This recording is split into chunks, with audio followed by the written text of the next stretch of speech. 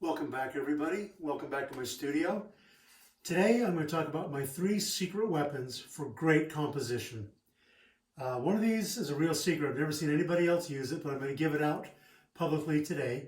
The other one, very few people use, and the other one, I think people have forgotten about. Let's start with what people have forgotten about. This is a Zone 6 Studios viewing filter. If you see, if you can see the color, it's a dark amber. It's just a gelatin filter between 2 sheets of glass in a plastic frame. These frames are available in the ratio for 35 millimeter. This one is 4x5 or 8x10. They came square for 2 1/4, and you can even get them in 5x7, I believe. What you do is you look through this, and that amber knocks all the color out of your image. You're getting basically black and amber. Knocks all the color out. You see a little bit differently in black and white. Rather than trying to do it in your head, this lets you knock the color out of it, and I can see an image, what it's going to look like in black and white. And also, it frames it for that 4x5 or 8x10 image that I'm shooting with a large format camera. They work really well. They're no longer made. These are about $50 on eBay. There's a couple of companies that are making them much cheaper, and you can even make your own. To make your own with the original color, which works really good, go to Lee Filters, not the camera filters, but the theatrical filters. Those big colored gels you put in front of the theatrical lights. Looking for a 104 dark amber or a 115 dark straw. Any color would really work. You can go dark green if you prefer. You can even use just a neutral density filter, just darken things down. But knock the color out of your image and see what it's going to look like. See it in black and white tones. These are invaluable. Everybody should be using one.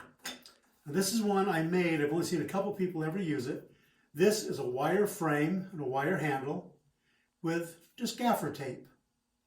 This is the ratio for 4x5, so it works for 4x5 and 8x10. I can view a scene with this to see what it's going to look like. But one of my secrets is a little string with knots on it.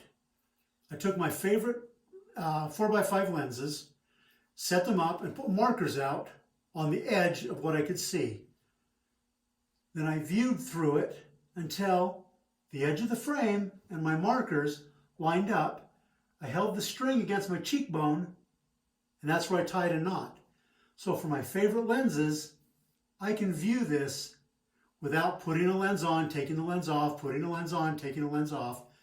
I can leave my gear in the truck. I can walk around with just this until I find that image I really want to shoot. Mark my spot, set up my tripod, and I can play with which lens I want to use without getting things out, taking a chance at dropping them, wasting time. This is a fast way to roam an area and pick out your scene and the lens you want to shoot with. It's flexible. It sits right on top of my gear with the lid down on the camera bag. It's been beat up. It's lasted for years. Super simple to make. Dirt cheap. This is the one I'm going to show publicly for the first time.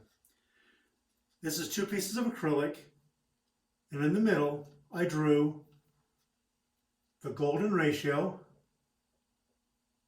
and the golden spiral. If you don't know what these are, eBay or Google, Netflix, there's videos, there's all sorts of stuff.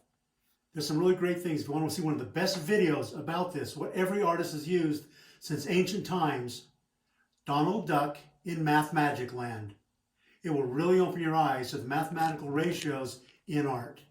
But I take this and I look at a scene, I see something I kind of like, but what's important is what you get on the print in the end. It's the fine tuning you do in the field is what will determine that. So I see a scene and I look at it. I can turn this over both ways. Do I get in my image that beautiful spiral? Do I get these ratios? Hit YouTube, look up golden ratio, golden spiral in art. You're going to find all sorts of things. If you don't know what it is, you're missing out, and you've been seeing it your entire life and you don't even know it. Over my desk in my office, it's a beautiful portrait I have of my wife. She's laying down with her hand resting on her arm. I put this up to it, got her head, her arm, her back. It all fits. This is such a beautiful ratio. It just aesthetically is what we see. The Greeks knew it, the Romans knew it. This shows up in art throughout all of history. You've been seeing it, you don't know it. 2 pieces of plastic, or you can even do just one, but with 2 of them, I don't lose the ink. 2 pieces of plastic, a little bit of ink. There are videos on how to draw this. This one isn't even perfect. It's pretty close, but it's not perfect. But I can go to a scene and just view it, and that might mean I move my camera a little bit until I really fine-tune it. This saves you hundreds of dollars in film. And all 3 of these items, the viewer is predominantly for black and white, but all 3 of these work with anything, any type of camera, any type of format, any medium, from sketching, drawing, painting, digital, film, anything. These all work, and they can save you a lot of time and frustration, but just slowing down and taking some time at the very beginning to frame your image the way you really want it. Move, adjust, make all your adjustments here, then set up your camera and double check it. But this will save you a fortune. Thanks. Next time we're going to get into dark cloths. Thank you.